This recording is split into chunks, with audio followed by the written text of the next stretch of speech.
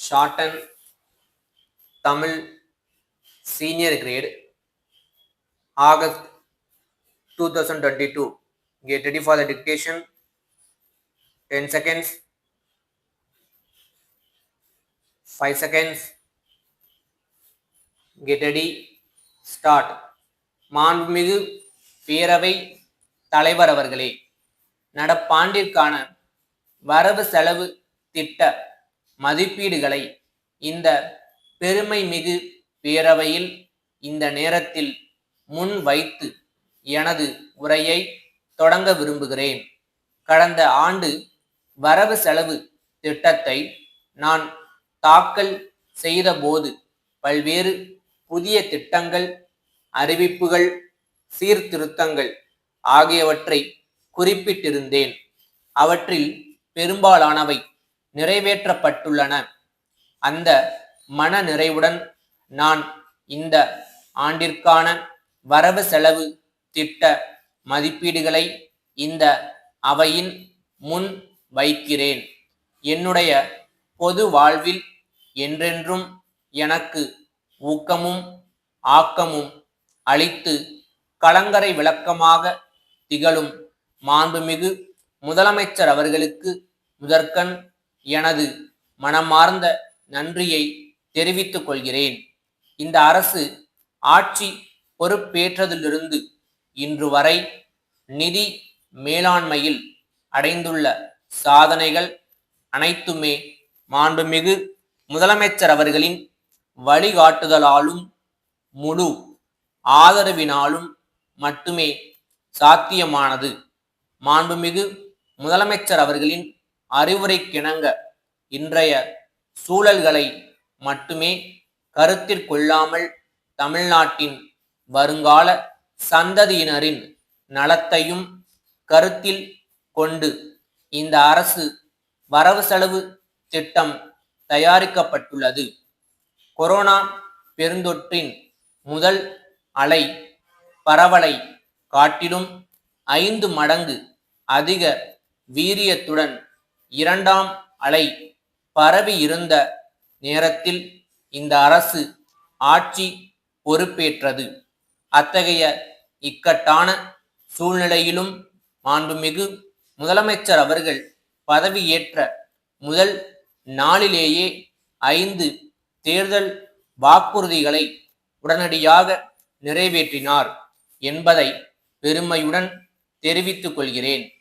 மீதமுள்ளவற்றை நிறைவேற்ற மாண்புமிகு முதலமைச்சர் அவர்கள் வகுத்த ஒரு தொலைநோக்கு திட்டத்தினை அடிப்படையாக கொண்டு இந்த அரசு வரலாறு காணாத வேகத்தில் தொடர்ந்து செயலாற்றி வருகிறது என்பதை இந்த நேரத்தில் மகிழ்ச்சியுடன் தெரிவித்துக் கொள்கிறேன்.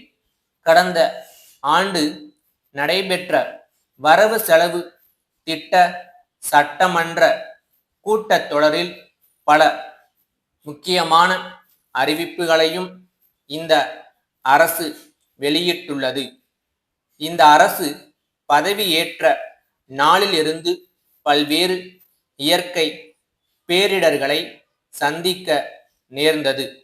இருப்பினும் மாண்புமிகு முதலமைச்சர் அவர்களின் நேரடி நடவடிக்கைகளாலும் கள ஆய்வுகளாலும் இழப்புகளும் இறப்புகளும் கட்டுப்படுத்தப்பட்டன. கொரோனா தொற்றின் 2ஆம் அலையின் போது ஏற்படுத்தப்பட்ட கூடுதல் மருத்துவ கட்டமைப்புகள் மற்றும் கற்றுக்கொண்ட அனுபவத்தின் பயனாலும் 3வது அலை மிக மிக சிறப்பான முறையில் கட்டுப்படுத்தப்பட்டது என்பதை மாண்புமிகு சட்டமன்ற உறுப்பினர்கள் அனைவரும் அறிவீர்கள். நமது பொருளாதாரம் மீண்டும் எழுச்சி பெற்று வர சமூக நல திட்டங்களில் எவ்வித குறையுமின்றி நமது முன்னுரிமைகளை மறுபரிசீலனை செய்து சமூக கட்டமைப்பு வளர்ச்சி திட்டங்கள் போன்றவற்றின் மீது மாண்புமிகு முதலமைச்சர் அவர்களின் வழிகாட்டுதலின்படி அதிக கவனம் செலுத்தப்படும் என்பதை தெரிவித்து நல்வாய்ப்பிற்கு மீண்டும் எனது மனமார்ந்த நன்றியினை தெரிவித்து எனது உரையை நிறைவு செய்கிறேன். கோயம்புத்தூர் சத்யா கூட்டமைப்பின் மேலாளர் பொள்ளாச்சி திருவாளர்கள் மேனகா கூட்டமைப்பின் மேலாளருக்கு எழுதிய 23/5/2022 நாளிட்ட கடிதம். அன்புடையீர், தங்களின் கடந்த மாதம் 2ஆம் நாளிட்ட கடிதம் கிடைக்கப் பெற்றோம். தாங்கள் அனுப்பிய சரக்குகளுடன் இணைக்கப்பட்டிருந்த விலைப்பட்டியலில் நாங்கள் அனுப்பச் சொல்லாத சில பொருட்களும் சேர்க்கப்பட்டுள்ளன.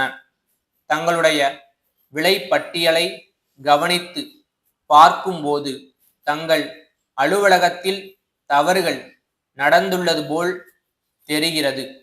துணிகளை அனுப்பும்போது சரியான முறையில் கட்டி அனுப்பாததால் சில துணிகள் சேதமாகி உள்ளன. அவற்றை எங்களுடைய வாடிக்கையாளர்களுக்கு விற்பனை செய்யும் போது அதிக தள்ளுபடி விலையில் விற்பனை செய்ய வேண்டியுள்ளது. இவ்வகை துணிகளுக்கு குறைந்தது 40% தள்ளுபடி அளித்தால் அவற்றை திருப்பி அனுப்பாமல் விற்பனை செய்ய இயலும் என்பதை அன்புடன் தெரிவித்துக் கொள்கிறோம்.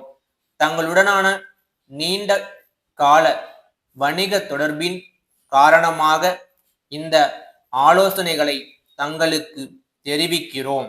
எங்களுடைய கருத்தில் தங்களுக்கு உடன்பாடு இல்லையெனில் இது குறித்து மேலும் மேற்கொள்ள வேண்டிய நடவடிக்கைகளை தெரிவிக்கவும்.